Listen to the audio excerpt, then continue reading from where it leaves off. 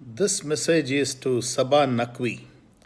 Sabah, recently you have released an video where you have referred to a bunch of extremely successful Muslim entrepreneurs who are definitely worth every penny of what they have achieved in life.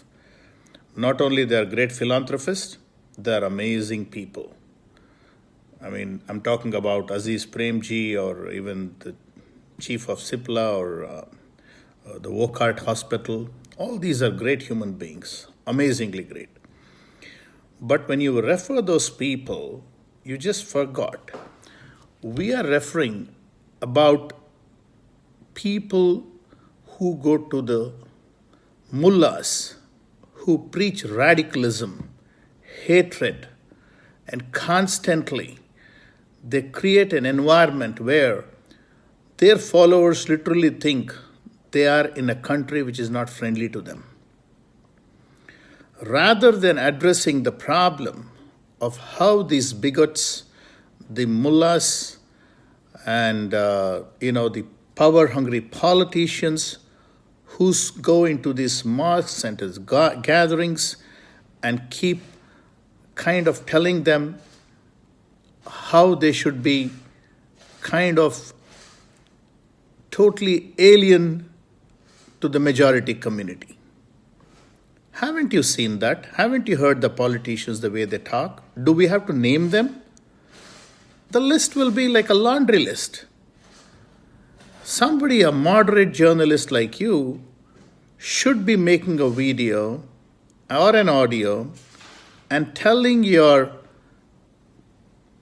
the same mullahs, these politicians, and to the general Muslim community who are involved with these kind of people who wish nothing but only goodwill to them at the cost of the nation. We can go on this. Why did this happen? There was a huge congregation in the mosque, and what was being preached there? To go around the country and radicalize people.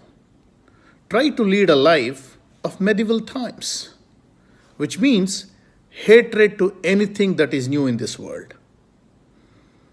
And what did they do? They went about spreading this dreaded disease.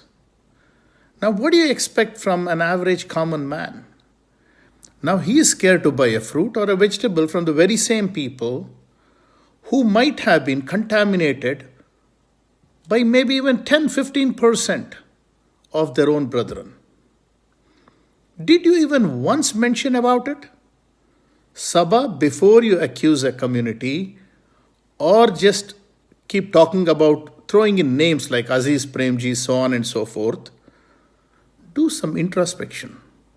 Why is all this happening in this country? Why is it? It's because these uneducated people with hardly any income in their pocket are told to have unlimited children and drive them more into poverty. Have you ever spoken to them and told them, listen, it's good if you have 1 or 2 children? Have you ever done it, Sabah? I don't think so. If you ever do it, you will not even be allowed to keep that name Sabah Naqvi.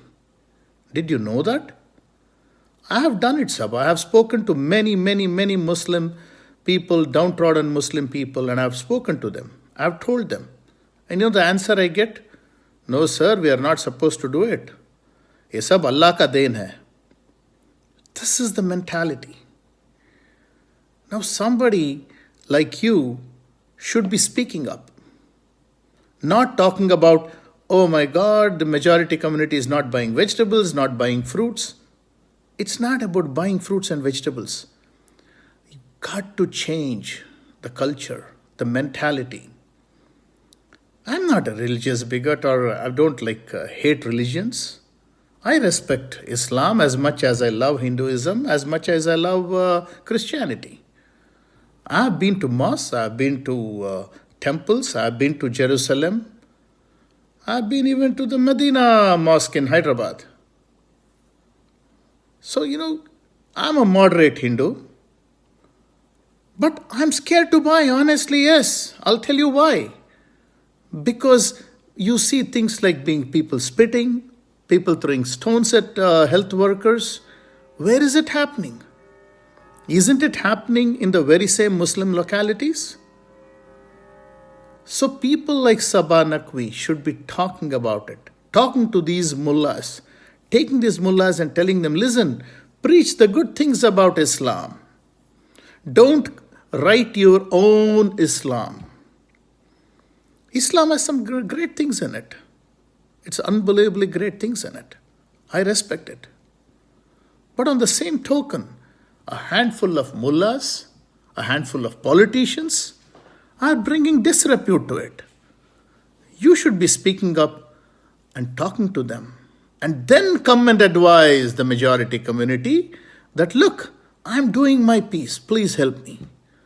Rather than that, you just throw in some very successful people's name and then use that as a base to say, hey, the average guy is not buying his apple or his oranges from the street vendor. That's not the way to say, give a sermon, right?